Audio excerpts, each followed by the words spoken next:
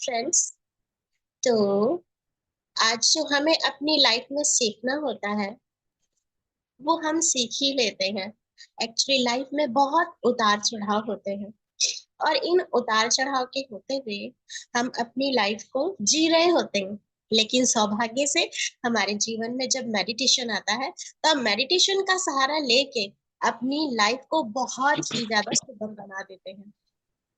तो फ्रेंड्स, हमें अपनी लाइफ को मेंटेन करने के लिए हमें दो तीन चीजों का सहारा तो लेना ही होता है। जैसे हमें शादी भी करना होता है ना। और हमें मेडिटेशन भी करना होता है और साथ में हमें इसको किसी को बताना होता है इस बारे में कि हम अपने एक्सपीरियंस कैसे हमें क्या एक्सपीरियंस हुआ है ना। और हमें सामने वाले के भी एक्सपीरियंस लेने होते हैं। तो फ्रेंड्स, यही चीजें हैं जो हमें आगे ले जाने में बहुत हेल्पफुल होती हैं। तो हम किन किन चीजों को हम अपनी लाइफ में कुछ समझाते हैं जिनको ऐड करके हम अपनी लाइफ को बहुत ही स्मूथ कर देते हैं। तो फ्रेंड्स, हमारे पास यहाँ पे पितामह पत्री जी की सहायता से हमें यहाँ पर कुछ विजडम्स देने के लिए या उसको समझने के लिए हमारे पास कुछ पॉइंट्स आए हैं। ठीक है, उनमें से हमारे पास एक पॉइंट है समझौतों के बारे में, जिसमें उन्होंने चार समझौतों के बारे में बताया है। एक वास्तविक जीवन जीने के लिए बहुत ही सरल और सुगम रास्ता है ये चार समझौते, जिसको हम पढ़ेंगे। थोड़ा थोड़ा हम उन सब के बारे में पढ़ेंगे। तो चलिए आज हम पढ़ते हैं कि पहला समझौता हमारे लिए क्या है। उन्होंने बताया कि हमारे शब्दों के प्रति निष्कलंक रहें। उसमें कोई भी ऐसा शब्द नहीं होना चाहिए जो दूसरों को हर्ट कर जाए। पहला समझौता सबसे महत्वपूर्ण है और इसका सम्मान करना सबसे अधिक कठिन भी है। यह तो काफी महत्वपूर्ण है कि केवल इस पहले समझौते से आप अस्तित्व के उस स्तर को पार करने में सक्षम होंगे जिसे मैं पृथ्वी पर स्वर्ग कहता हूँ। पहला समझौता है कि अपनी बात पर बेदाग रहना। यह बहुत ही सरल लगता है लेकिन यह बहुत ही शक्तिशाली भी है और जो ना करना चाहे उनके लिए बहुत मुश्किल भी है।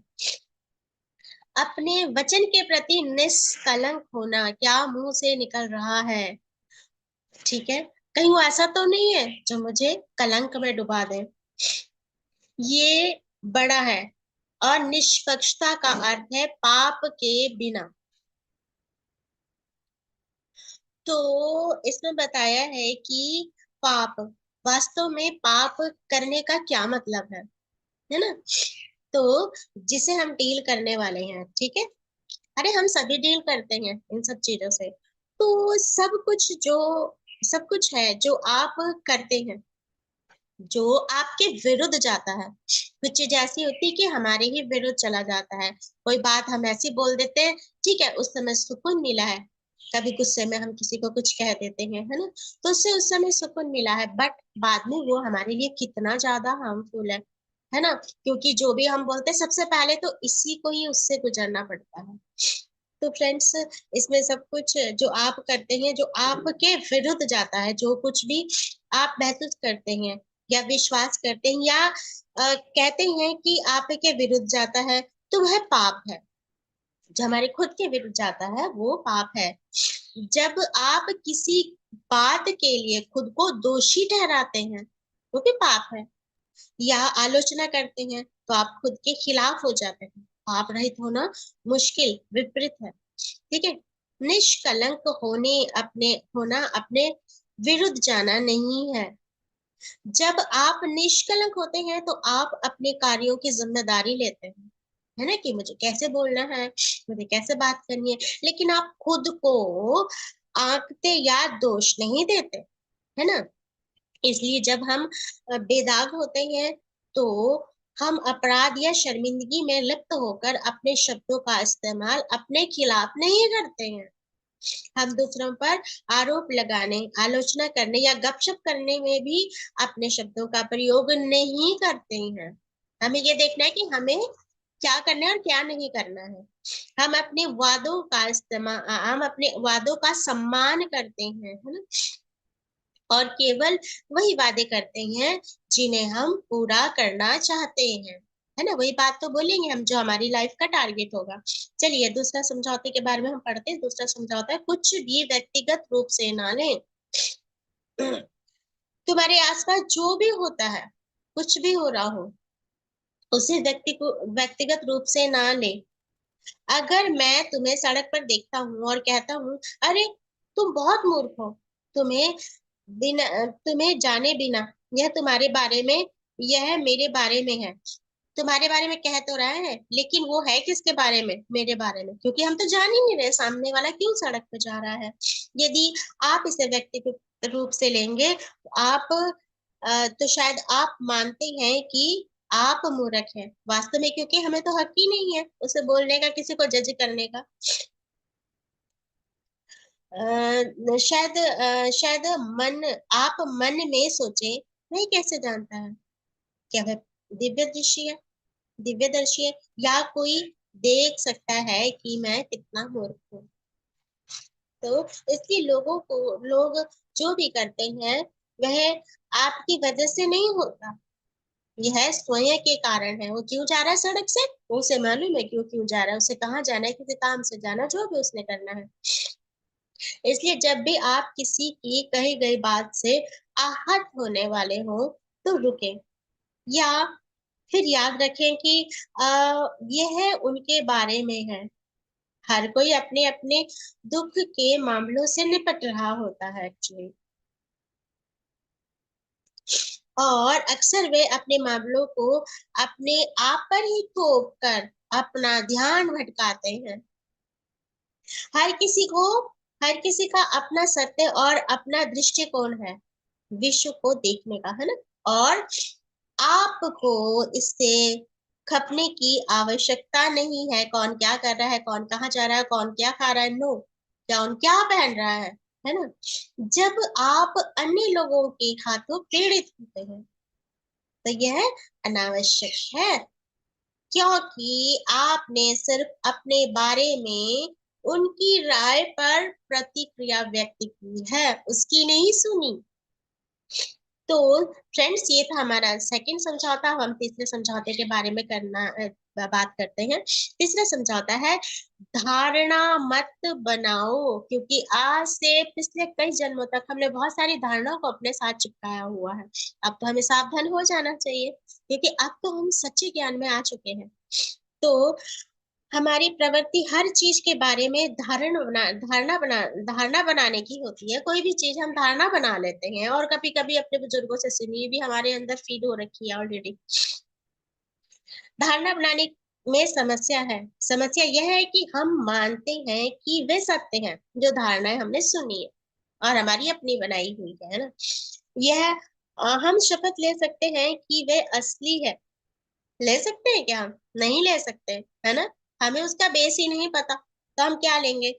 हम इस बारे में धारणा बना लेते हैं कि दूसरे क्या कर रहे हैं, क्या सोच रहे हैं, अपनी तरफ से ही हम बोलना शुरू कर लेते हैं। ये हमारी धारणाएं होती है ना। हम इसे व्यक्तिगत रूप से लेते हैं, ले लेते, जो कि हमें लेने नहीं चाहिए। हम फिर उन्हें दोष देते हैं और अपने शब्दों से भावात्मक जहर भेज कर प्रतिक्रिया करते हैं कि उन्होंने हमें ऐसे बोल दिया जी, उन्होंने ऐसे करा जी, हमने उनको देखा जी वहां पे, लाइक दिस, है ना। तो हमें किसी को जज ही नहीं करना है, वो अपने काम से खड़े हैं, कोई बात नहीं। और यदि बोल भी रहे हैं वो हमारे बारे में, तो हमें तो इग्नोर करना चाहिए। इसलिए इग्नोर इग्नोर करना चाहिए कि वो आपस में जो बातें कर रहे हैं उन्हें करने दो, हमारे अंदर से धुल रहा है मैल। अगर कोई करता भी है तो उसे करने दीजिए। इसलिए जब हम धारणाएं बनाते हैं तो क्या होता है, हम समस्याओं को बुलाते हैं एक्चुअली। हमारी बहुत सारी समस्याएं, बहुत सारे कर्म खड़े हो जाते हैं हमारे सामने।